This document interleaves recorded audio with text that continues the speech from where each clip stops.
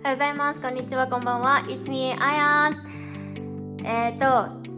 今回11月の2本目の動画で、私12月に実は日本に帰るんです。だから今回はこの1年間アメリカに住んでどれぐらい英語力が伸びたかってことで、質問コーナーをして私が全部英語で答えようと思います。マイコが英語で質問をするので、アメリカについてでそれについて私が英語で答えるっていうのをやりたいと思います。一応この動画が私がアメリカにいる間で最後の動画になる予定です。ただ YouTube はこれからも続けると思うので、よかったらチャンネル登録外さずに見ていただけたら嬉しいです。それでは Let's go!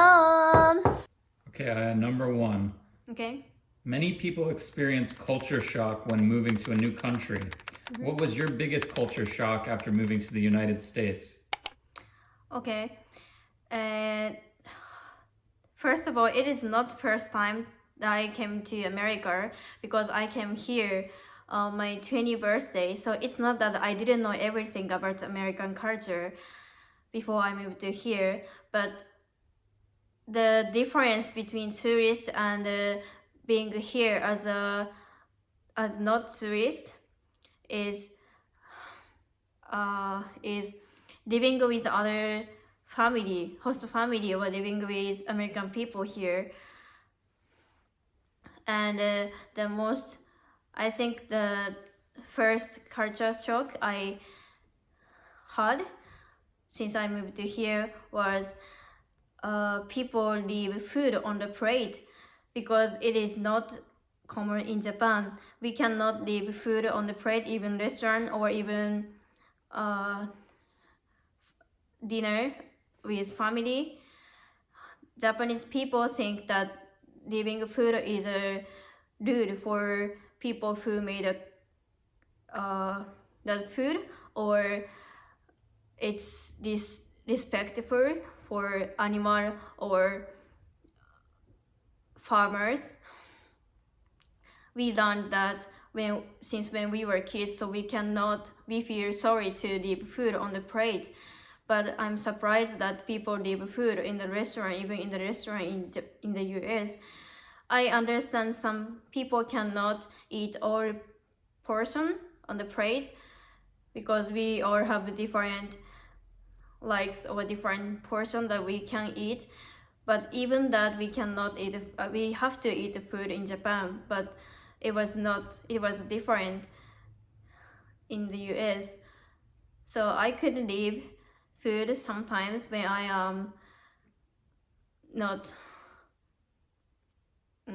when I cannot eat everything on the plate. So I don't know if it is a good culture or bad culture here, but I think this is the first culture shock that I felt in the US. Number two. What do you think about otaku culture in America, and how does it compare to Japan? I met so many otaku American here. My friend was anime otaku, other friend was just Japanese culture otaku, and I also train otaku, but I don't think we promote otaku culture in Japan, because in my image otaku is a sound like they don't have friend outside of the house, and they like watching anime, or they like playing video game, or they doing all the night. So I don't think we have positive image for otaku in Japan, but I realize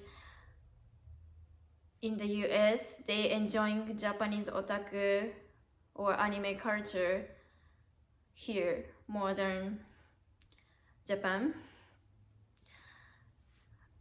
I think they enjoying anime or other otaku stuff to make other friends, or talking with other, it's just a one topic to have fun with other friend or make friend. And I realized they know more about Japanese culture or Japanese anime, Japanese otaku culture than Japanese otaku people.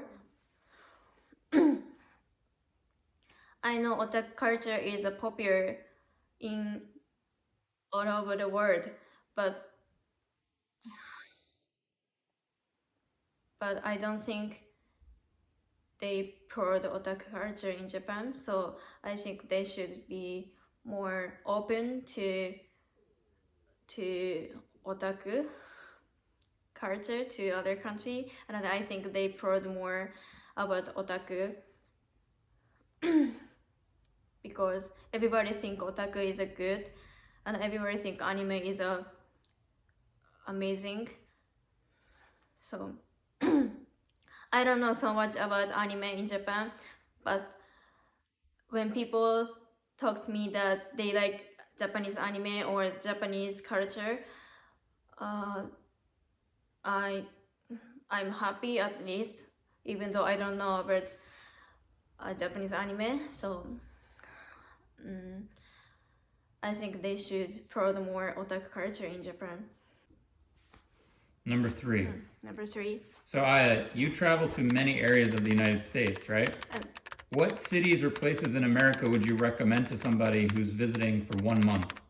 Sorry, what you said? What city? What places or cities? It's not state, right?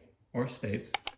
I would say California because I came California from Japan at first, and they have beach, they have mountain, they have amusement park, they have big city like Los Angeles, and also they have national park, a lot of national park in California. They have winery, and also California is a big population of immigrants, so we can get Japanese stuff, Korean stuff, Chinese, Asian stuff easy, even in California.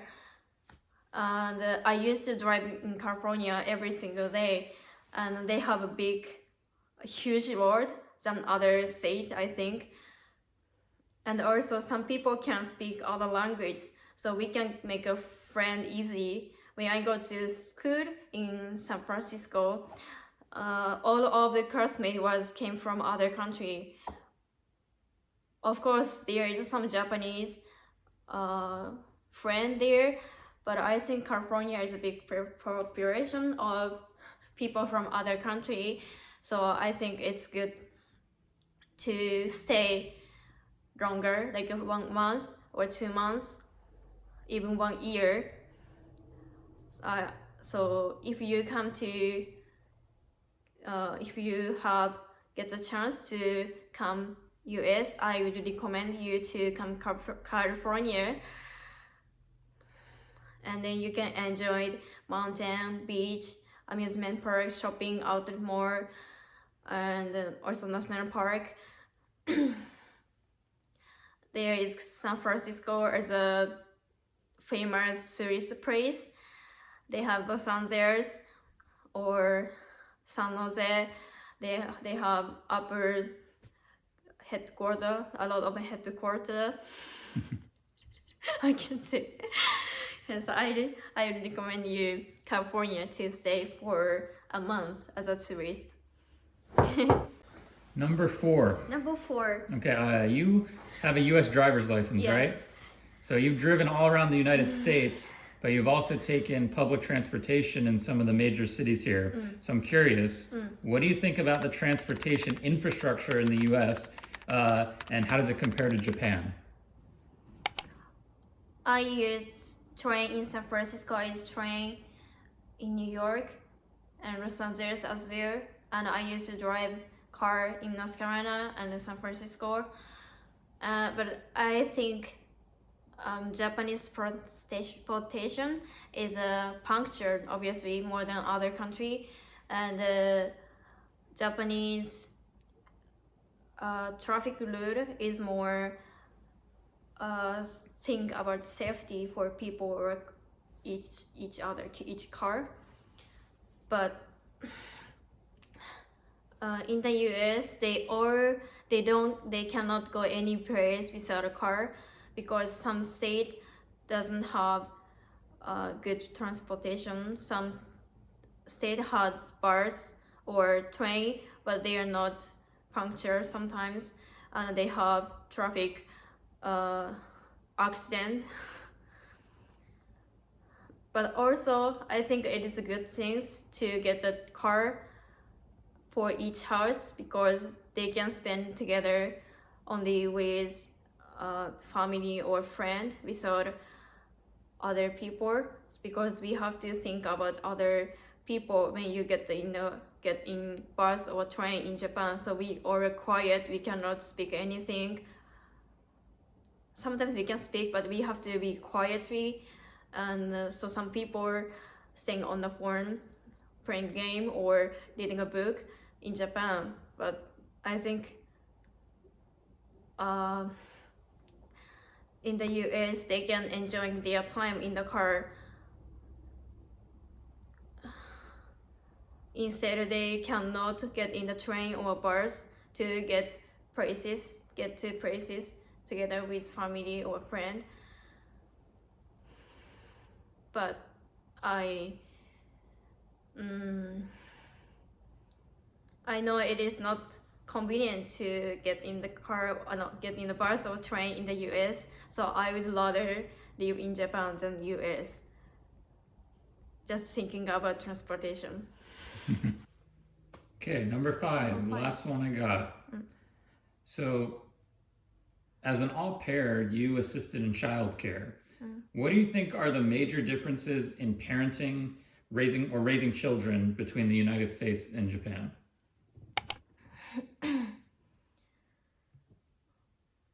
In the US, parents make children think everything by themselves, like what do you want to eat, what do you want to today on the weekend, because they think even kids, they have their thought or they have to respect each other as a one person. But in Japan, kids is still kids. Their thought is not allowed by parents because sometimes they are work and sometimes it's not safe to do something new for them. So they cannot do what they want to in Japan, but in the US they can try whatever you want as long as it's safe for parents or people around them. So I think the kids in the US have more confident of themselves because parents allowed or respect their thoughts, even they are still kids, even 2 years old, 3 years old, 4 years old. So I think it is the one difference between America and Japan to raising kids in the house. And also I heard that let's say one kid has one toy from parents, and in the US that kid is for them, for theirs, but in Japan they have to share the toy with other friend or other people, even in the house, or kids, or even sister or brother each other.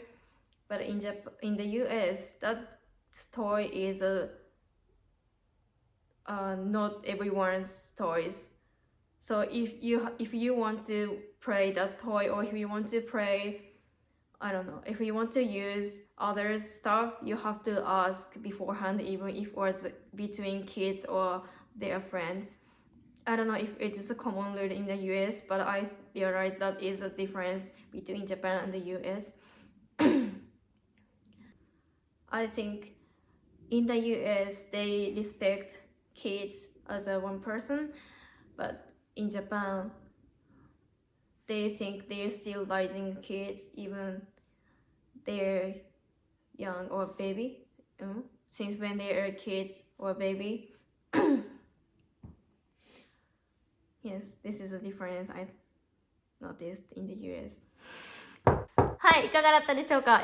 私の英語力はもともとなんだろうな、字幕を英語で見て話が理解できる程度で、たまに知らない言葉が出てきたりとか、その程度で本を一冊自力で読むこともできなかったし、なんかアメリカなんだろう、その英語圏の人と話して普通のなんか日常会話はできるけど、そんなに発音も良くなかったし、もちろん今も良くないんですけど、本当にとにかく自信がなかったんですよ。英語で話すことに自信がなくて、なかなか英語を話せない程度の英語だったんですけど、1年間アメリカに住んで、もちろん毎日英語で話して、日本語もほとんど通じないような環境で英語を勉強して、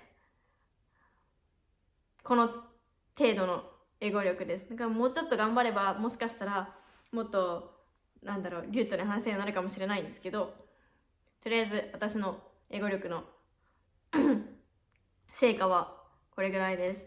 で、ちなみに何か聞きたいこととか、私が答えた内容についての質問があればコメントで教えてください。で、これが多分最後の動画になるんですけど、多分私日本でも YouTube 撮ると思うので、よかったら見てください。今日も見てくださった方ありがとうございました。また次回日本でお会いしましょう。See you next time. Bye!